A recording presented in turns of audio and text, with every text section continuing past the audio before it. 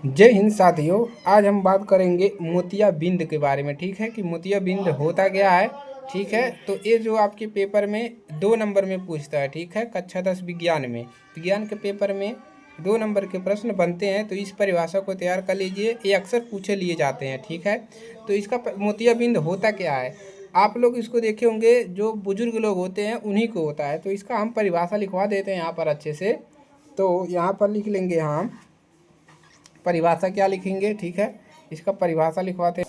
तो चलिए, तो हमने यहाँ पर इसका परिभाषा यहाँ पर कंप्लीट करवा दिया है। तो कभी कभी क्या होता है, अधिक आयु के कुछ व्यक्तियों को, मतलब सभी को नहीं होता है, कुछ व्यक्ति जो ऐसे होते हैं जो ज़्यादा उम्र के होते हैं। ठीक है, कुछ व्यक्तियों को नेत्र का, जो उनका आँखें का जो काला साक जो होता है जिसमें लौकता है। ठीक है, नेत्र जो क्रिस्टली लेंस होता है, क्रिस्टलीय लेंस दूधिया जाता है, यानी कि उनको धुंधला हो जाता है। ठीक है, क्रिस्टली लेंस दूधिया या धुंधला हो जाता है। इसी स्थिति को, अगर जब यही स्थिति हो जाता है तो कहते हैं इसी को मोतियाबिंद हो गया। यानी कि जब धुंधला हो जाता है, आंखों पर पर्दा छा जाता है, आगे दिखाई नहीं देता है बूढ़े व्यक्तियों को, तो कहते हैं इसको मोतियाबिंद हो गया है। इसका आँख खुलवाना पड़ेगा, यानी कि इनका ऑपरेशन करवाना पड़ेगा, आँख का इनको खुलवाना पड़ेगा। ठीक है, तो यही होता है मोतियाबिंद। ठीक है, तो इसको तैयार करिएगा।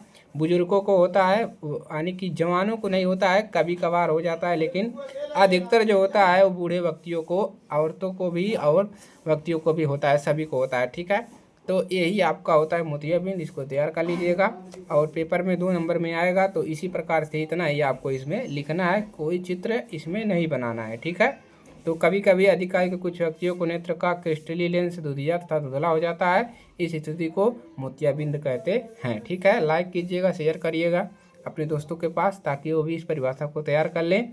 ज़्यादा नहीं पढ़ना है, इतना ही याद करना है, 2 लाइन में हो जाएगा, 3 लाइन में। ठीक है, चलिए मिलते हैं नेक्स्ट क्लास में। जय हिंद, वंदे मातरम।